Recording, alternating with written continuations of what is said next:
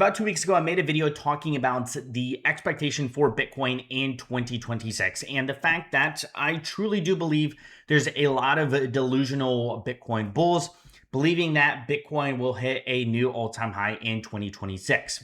We already had a new all-time high in 2025. We've seen a massive pump in the price of Bitcoin from 15, 16,000 all the way to 123, 124,000. And that I think still rings true.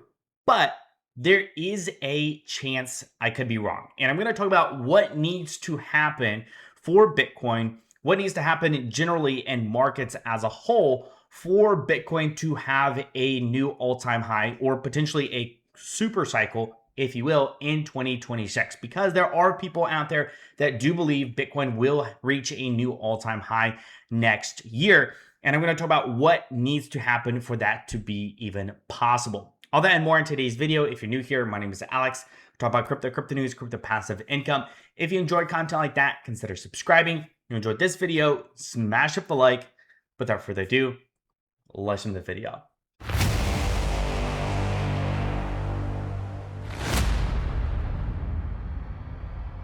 So let's first look at a short-term prediction for the price of Bitcoin, because on the 26th of December marks a massive event that is Friday, day after Christmas, where there is going to be a massive amount of options that are going to be expiring. Now, when it comes to options trading, there's a lot of details behind that, but the biggest thing is $23 billion in options is expiring December 26th. Now, the other thing you have to also consider is for a lot of people when it comes to tax season that is coming up, there's also going to be decisions people make based off taxes. So all those things considered in the short term, you could see a bit of volatility for the price of Bitcoin leading into January 1st of 2026. But that is kind of really over the next 5 to 6 days, you're going to see potentially a lot of movement in one direction or another. We've kind of been very much sideways for Bitcoin, staying around this like 85 to 87,000, $88,000 range for a very long time. I think it's just going to be a matter of time before it breaks out. Now, here's the thing is everyone has their own theory, and you can essentially make any data line up with your theory, whether that is technical data, whether that's historical data, whether that is comparing Bitcoin to gold, or there's almost any kind of chart you can put together to fit your own narrative, whether you're bullish or you're bearish. You can make anything fit your narrative. And I want to show that in just the next couple of posts, that you can literally make yourself, you can convince yourself of what you believe by looking at other data that may or may not be relevant at this time of the cycle or for crypto as a whole, and oftentimes doesn't take into account for everything else that's happening in the world. Because when you look at stuff like this, for example, this is the Bitcoin to gold comparison. When you're comparing this, you're not also comparing the other factors that are playing a role. When you look at the economy, when you look at the economy growth, when you look at jobs, when you think of all the other macro factors that play a role, here you're isolating just Bitcoin and gold price performance, and you're making your assumptions and decisions based off of just two sets of data that in many ways in 2017 and 2021 were very different at their times of the market. So either way, this is a comparison as far as Bitcoin and gold's performance. So you see gold here on the bottom, and as gold peaks out or tops off, you see a huge kind of shift back into Bitcoin. So you see massive gold rally, which people sell off, take their profits, move it into Bitcoin, and then Bitcoin has a rally. You're seeing this right here back in 2020. Then you have a rally in the price of Bitcoin. And people are expecting this to happen now in the price of Bitcoin. Bitcoin has lagged very much.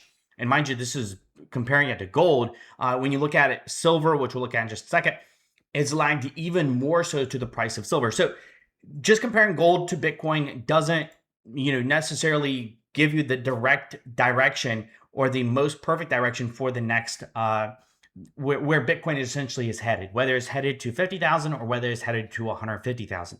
And then you got other people that are saying, kind of making their sentiment very similar to the post prior, saying December right now we're in kind of that consolidation, and we're going to see April of next year is when we're going to see this euphoria, and we're going to see these new all-time highs for the likes of Bitcoin.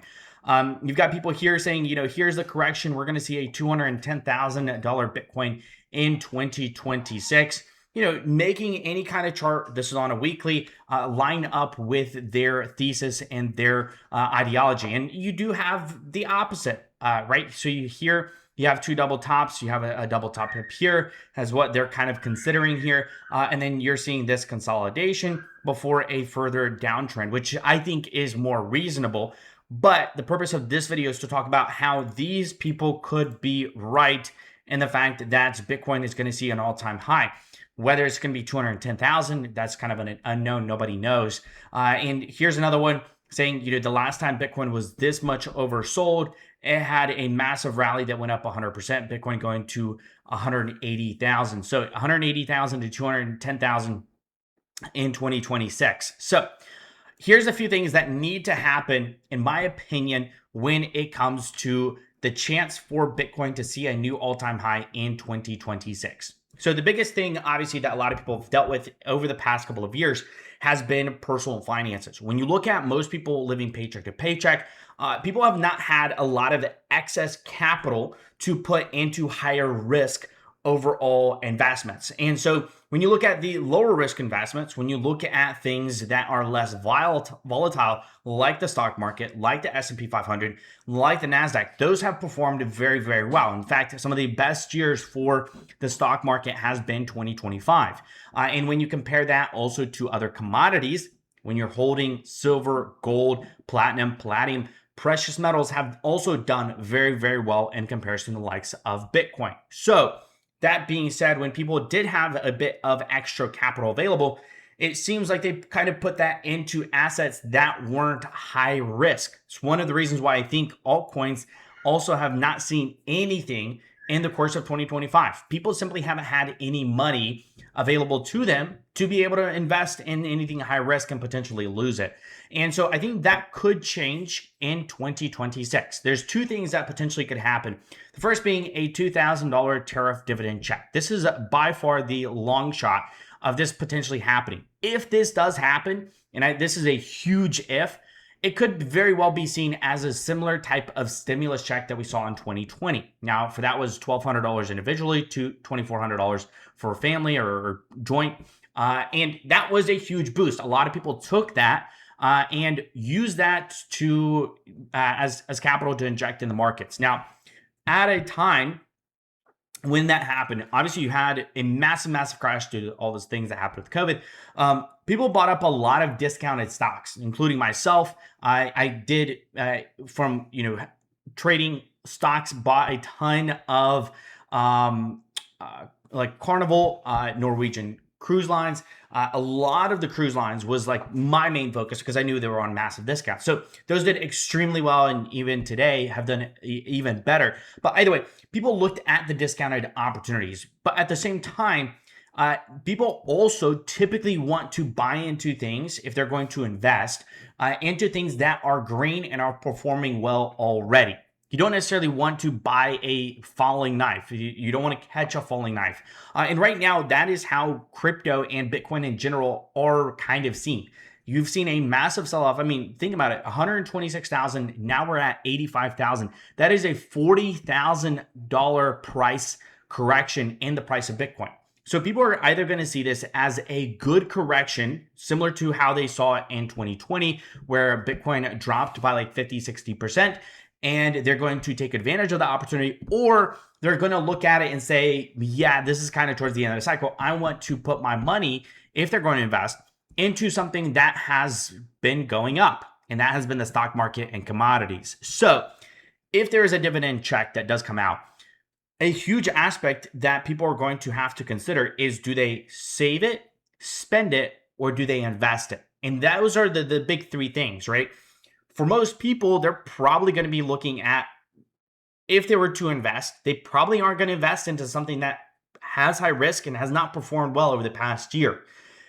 That could change if Bitcoin rallies through the end of the year into the time where these tariff checks may be issued. That's a big, huge if and when, right?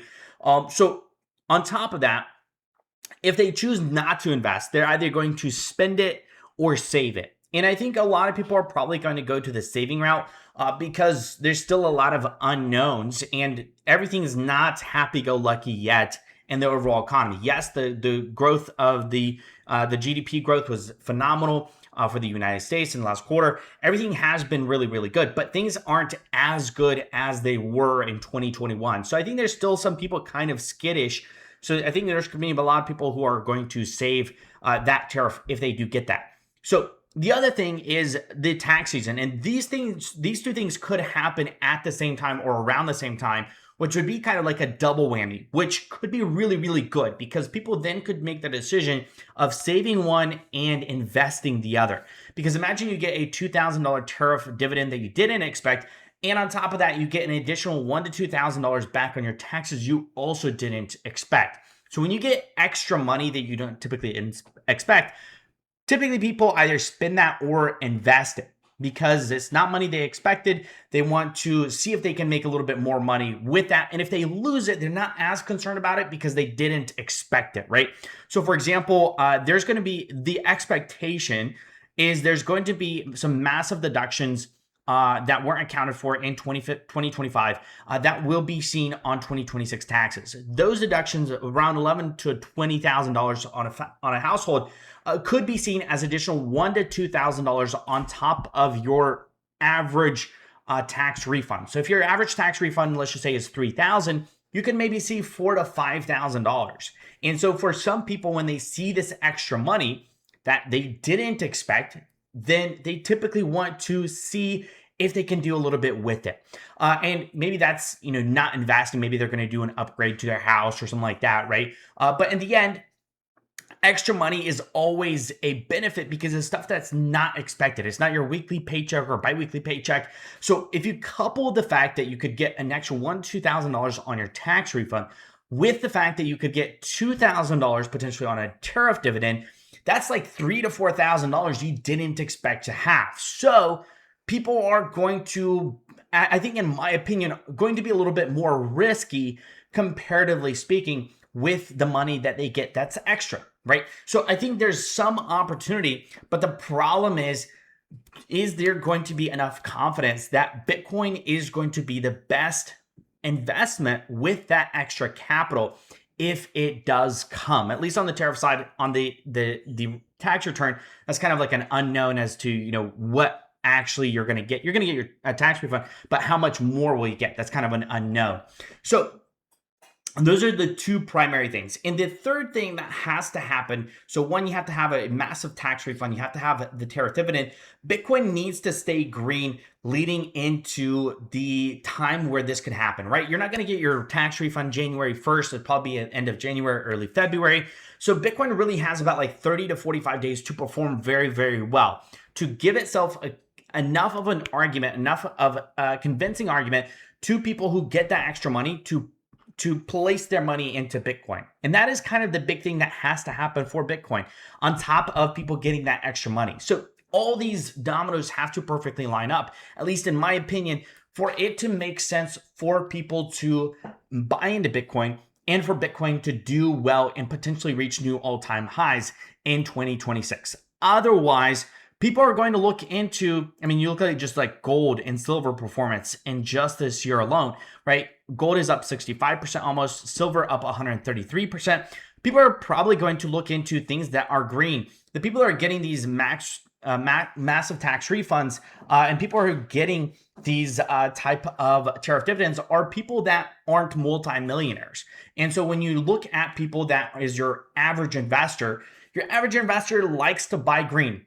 That's why most people are bad at day trading, is because most people are FOMO into green candles and they sell when things get red. So I think there's going to be a lot of people who may FOMO in who are your average investor, seeing Bitcoin going to a new all-time high, or seeing gold to go to new all-time highs, seeing the fact that silver is going to new all-time highs, seeing the likes of palladium perform extremely, extremely well, seeing the likes of platinum doing extremely, extremely well. and seeing the stock market continue to do extremely, extremely well. So I think when you're looking at the bigger picture for 2026, could Bitcoin, we're either going to see Bitcoin, I don't think we're going to see a sideways year for Bitcoin. We're either going to see a $50,000 to $60,000 Bitcoin, or we're going to see it at $150,000 to $200,000. And I think based off of where things are right now, there's a small, very, very small chance that we see the latter, that we see a new all-time high for Bitcoin. I think it's a small chance. There's still a chance, but a lot of things have to line up for it to be possible. But I'd love to hear your thoughts. What are your thoughts on 2026 for crypto? What are your thoughts for 2026 when it comes to a lot of these commodities that have seen new all-time highs in 2025? Do you think we're going to see a massive correction in like the likes of platinum, see a massive correction in silver, see a massive correction in gold? Let me know your thoughts in the comment section below. If you enjoyed this video, smash the like. If you enjoy content like this, consider subscribing. Until next time, guys, stay invested.